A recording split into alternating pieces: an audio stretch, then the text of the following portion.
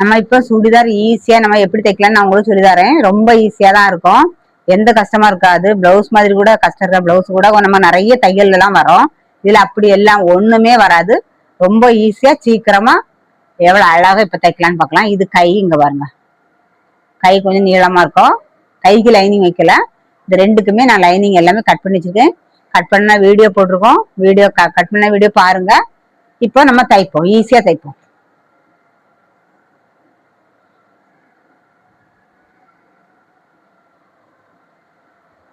கைக்கு ஃபர்ஸ்ட் கீழே ஒரு மடக்கு தைச்சிடலாம். ஒரு 1/2 இன்ச்சு போலயோ 1/4 இன்ச்சு போலயோ சின்னதா மடக்கி.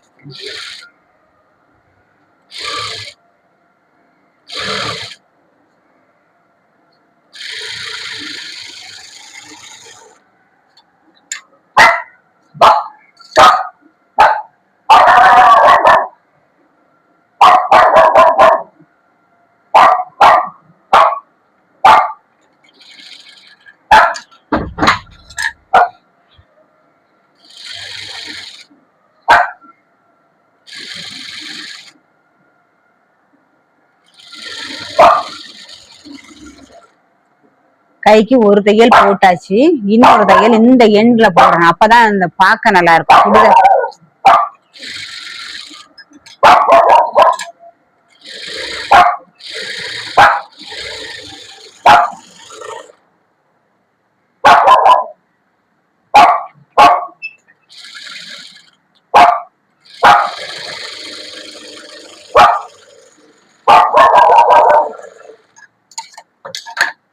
பார்த்தீங்கன்னா தையல் டபுள் தையல் போட்டிருக்கேன், அழகா இருக்கும். இந்த கையும் போட்டாச்சு, ரெண்டு கையுமே நான் வந்து போட்டாச்சு. இதை எடுத்து வச்சிடலாம்.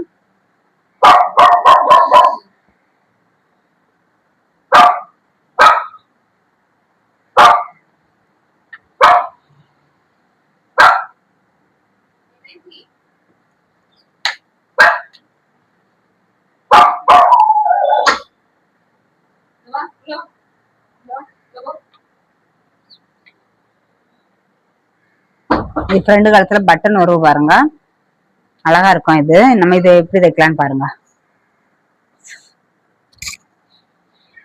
இது லைனிங்.